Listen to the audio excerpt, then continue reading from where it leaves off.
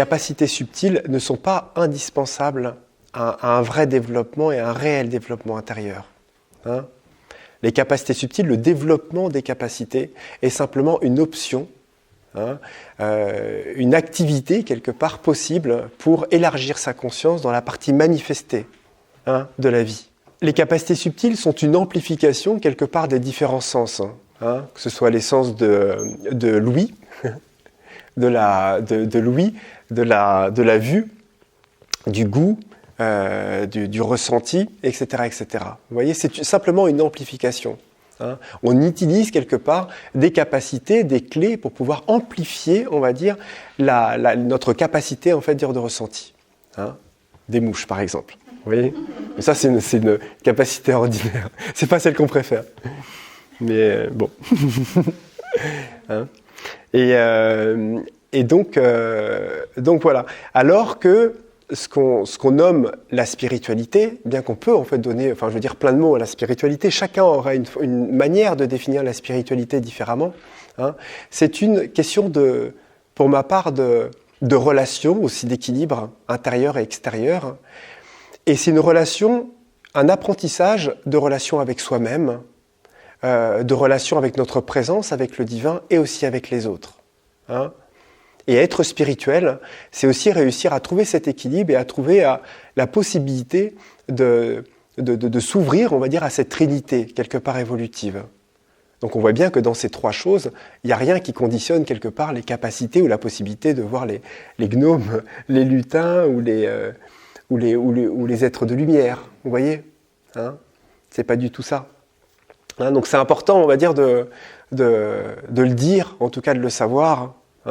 Parce qu'il y a certaines personnes que je vois ou qui me content des choses ou que je vois des fois dans des vidéos ou dans des témoignages où les gens pensent que quand ils voient quelqu'un qui canalise un être de lumière ou qui parle à tel ou tel être ou qui capte ceci, cela, la personne est plus évoluée qu'eux. Et ce qui n'est absolument pas forcément vrai. Absolument pas. Vous voyez ? C'est lié au sens, c'est lié à l'individu. Et il ne faut pas confondre ça. La partie qui évolue vraiment, la partie qui est importante, on va dire, au niveau spirituel, c'est le cœur. Et il n'y a pas besoin de vivre dans un ashram ou de faire des stages, des formations, ou d'être forcément sur un chemin spirituel pour avoir du cœur. C'est évident. C'est évident. Simplement, peut-être que quand on fait des stages et des formations, c'est peut-être qu'on se pose des questions pour aller un peu plus loin ou essayer de mettre des mots à des questionnements que l'on a ou pouvoir en tout cas faire grandir cette aspiration vers quelque chose qui nous paraît, on va dire, essentiel, en tout cas pour nous. Vous voyez ? Mais chaque chemin est différent pour chacun. Et chacun a son propre chemin spirituel. Il y a une chose aussi importante qui revient un petit peu au même, c'est qu'un chemin spirituel n'est pas quelque chose qui demande d'acquérir des choses. Vous voyez ? Ça ne demande pas d'acquérir quoi que ce soit. Des pouvoirs, des possibilités, voilà, quoi que ce soit. On n'est pas là à chercher à ouvrir des espaces pour bénéficier de quelque chose. Même si petit à petit, quelque chose se remplit et s'ouvre en nous. Mais qu'est-ce qui permet, on va dire, que les choses s'ouvrent en nous ? Puisque l'on est déjà cette éternité, cet infini et cette conscience, et cette pleine conscience.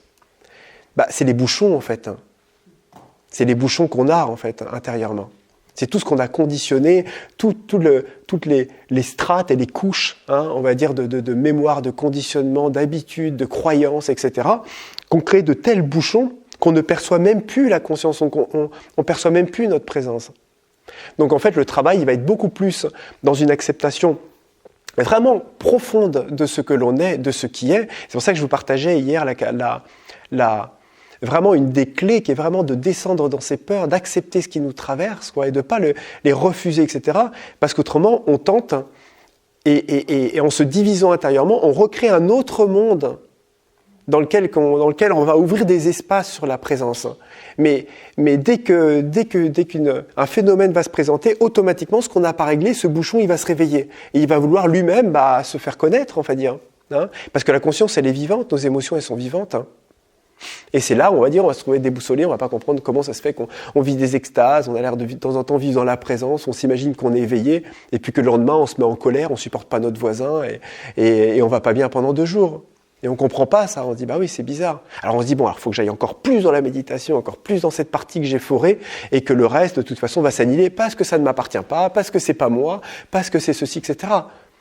Après, ça peut peut-être marcher chez des personnes, c'est possible que ça marche chez des gens. Hein? Mon expérience me montre qu'en définitive, malgré tout, ce qui est vivant en nous tente à se faire connaître, hein, comme la mouche. Vous voyez, ça porte bien le thème de la vidéo, tu vois, ce qui dérange tend à être présent. Hein? Donc oui, voilà, bien présente. Donc de ce fait, il faut essayer de l'accueillir. Hein? Voilà.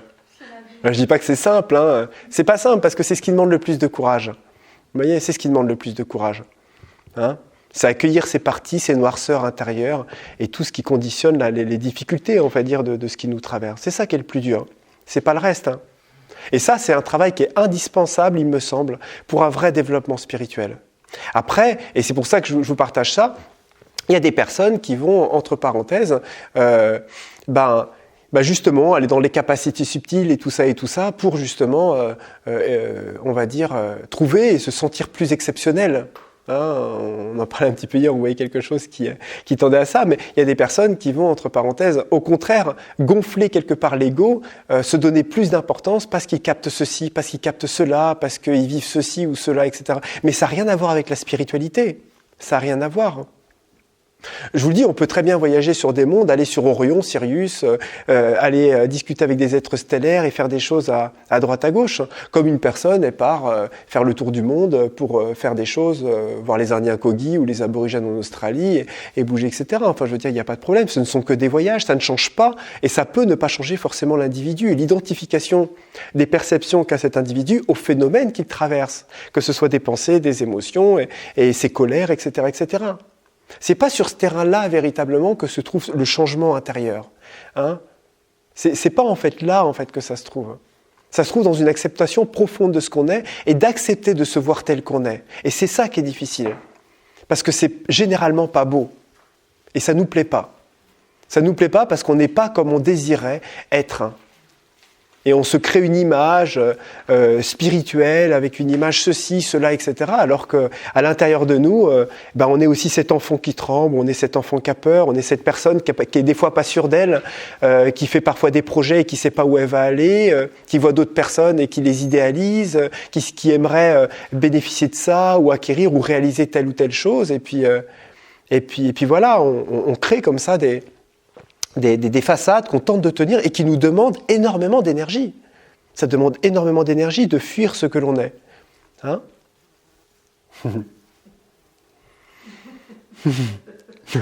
J'ai le thème vivant de la perturbation. Mais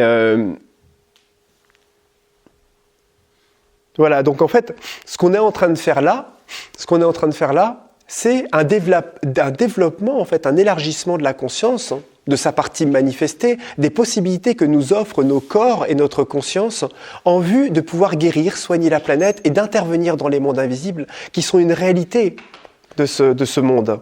Hein? Et c'est aussi passionnant, je veux dire, de rentrer dans ces mondes-là, de mieux connaître aussi la réalité qui nous anime. Vous voyez? C'est passionnant. Mais ce n'est pas ça qui va, entre parenthèses, nous libérer des perturbations ou de ce que nous pensons être ou de ce qui nous entrave. Hein? Vous voyez? La chose. Ouais. Donc voilà, faut vraiment faire le lien. Et c'est pour ça, à chaque fois, même dans les exercices et dans les choses, je vous invite aussi bien un petit peu à faire des pratiques, on va dire, qui vont être vraiment un forage intérieur, une acceptation profonde de ce que l'on est, et en même temps d'aller travailler, de rentrer en relation avec le divin qui participe aussi à ce travail, hein, sur d'autres manières, parce que ça nous change et aussi ça nous transforme, mais ces capacités, cette réceptivité, cette connaissance que l'on partage ensemble, c'est une connaissance qui est une activité comme j'aurais pu et on aurait pu apprendre une autre activité, quelle qu'elle soit, de l'informatique, de l'astronautique ou je ne sais pas quoi. Simplement, là, c'est une activité, une possibilité d'intervenir dans d'autres plans. D'accord? Hein? Enfin voilà, je voulais vous le partager en tout cas. Que ce soit aussi clair et qu'on ne se sente pas plus important que ce qu'on est, qu'on ne se sente pas plus indispensable que ce que l'on est, et qu'on ne s'imagine pas être exceptionnel tous autant qu'on est. Hein? En même temps, on l'est. Mais voilà, il faut aussi se remettre à sa place. Ouais.